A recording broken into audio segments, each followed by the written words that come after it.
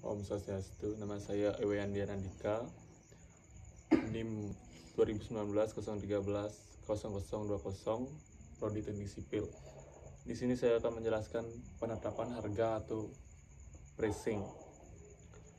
Hal-hal yang menentukan dalam penyusunan estimasi yang tepat bagi kontraktor, yaitu yang pertama, menyesuaikan harga, yang kedua, subkontraktor, yang ketiga, strategi tenaga kerja langsung, yang keempat, struktur overhead job site, dan yang kelima, perhitungan biaya.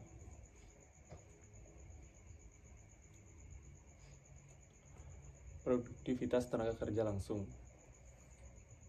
dapat dibeberkan menjadi beberapa item, yaitu adalah item yang paling sulit untuk diperkirakan, merupakan item paling berisiko dalam estimasi, hanya dapat diperkirakan beberapa jam yang dibutuhkan untuk melakukan tugas. Diestimasi dengan satuan jam kerja per man-hours atau MH per unit pekerja. Misal, produktivitas pekerjaan pintu adalah 10 MA per pintu. Ini disebut sebagai unit atau satuan man-hour atau UMH. Sistem ini memungkinkan terjadinya fluktuasi tingkat tenaga kerja, variasi geografis, dan waktu. Sumber produktivitas tenaga kerja terbaik adalah database estimasi kantor pusat kontraktor. Perlu mengembangkan database berdasarkan estimasi dan riwayat tenaga kerja pada proyek sebelumnya. Sumber tingkat produktivitas tenaga kerja lainnya adalah database yang diterbitkan atau panduan referensi, misalnya data biaya konstruksi bangunan, jumlah total dari jam kerja yang diperlakukan menjadi sumber informasi untuk penjadwalan dan biaya.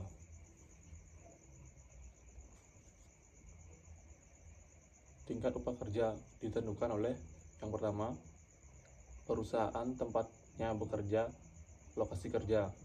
Yang kedua, perjanjian serikat pekerja atau jika ada. Yang ketiga, jenis pekerjaan yang akan dilakukan. Yang keempat, dapat berupa gabungan upah pekerja harian dan mandor. Yang kelima, dapat berupa rata-rata dari gaji pekerja harian. Yang terakhir, dapat juga menggunakan tingkat upah campuran yang memperhitungkan tukang kayu, buruh, dan tukang batu serta tukang besi, semuanya bersama-sama. Pricing self-performing work. Item-item lain yang perlu diestimasi terkait dengan estimasi tenaga kerja, yaitu yang pertama, pajak tenaga kerja atau kompensasi pekerja, tunjangan serikat pekerja, visa atau jaminan sosial, dan asuransi kesehatan. Harga material. Sumber harga satuan material terbaik adalah dari pemasok. Pemasok diundang untuk memberikan harga pada saat yang sama dengan subkontraktor di awal proses. Sumber harga material lainnya adalah database harga di kantor pusat atau estimasi pada proyek sebelumnya.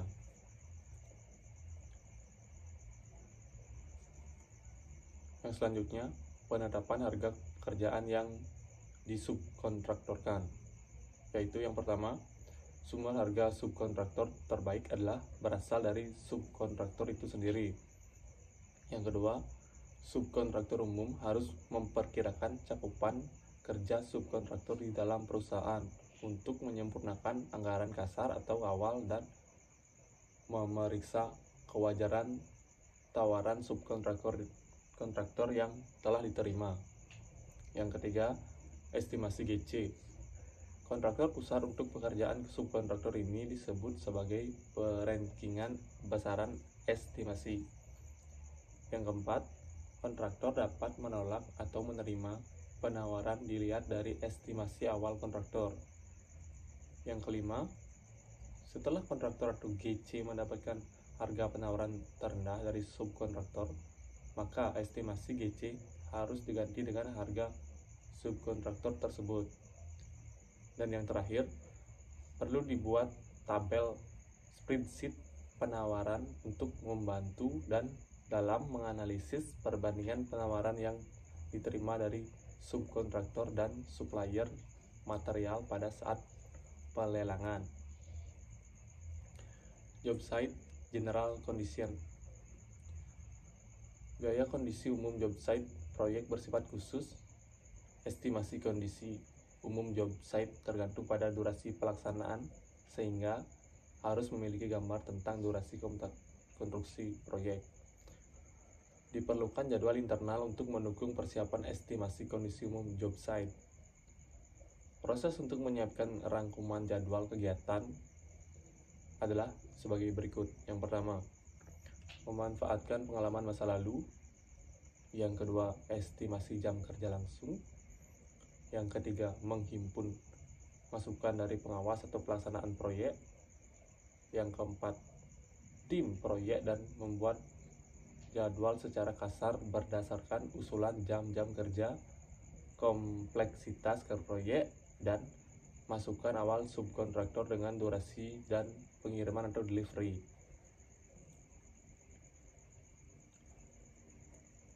Selanjutnya, durasi proyek sangat tergantung dari beberapa hal, yaitu yang pertama, kompleksitas proyek, yang kedua, kondisi lokasi, yang ketiga, tenaga kerja yang tersedia, yang keempat, pengiriman material dalam jangka waktu lama, yang kelima adalah cuaca.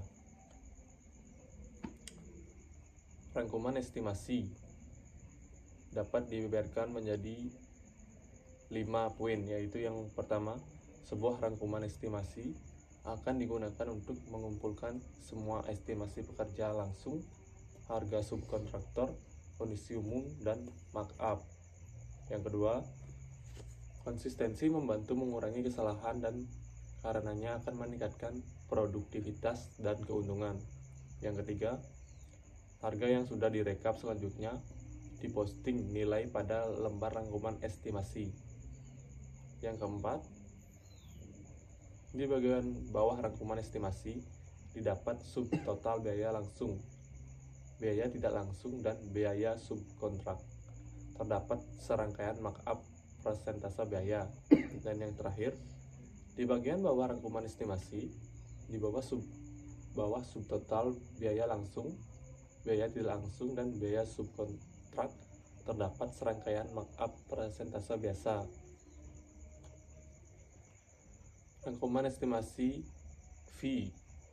Fee adalah keuntungan yang diinginkan ditambah biaya tidak langsung overhead kantor pusat. Kisaran besaran fee berkisar dari 2,5% sampai 7,5% untuk pekerjaan komersial. Fee lebih besar 10% dan lebih tinggi untuk proyek sipil dan residensial.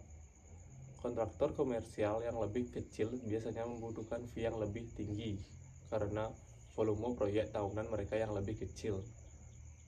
Dan jika kontraktor atau GC melakukan sendiri sebagian besar pekerjaannya, kontraktor memiliki peningkatan risiko yang proporsional, membutuhkan fee yang lebih tinggi.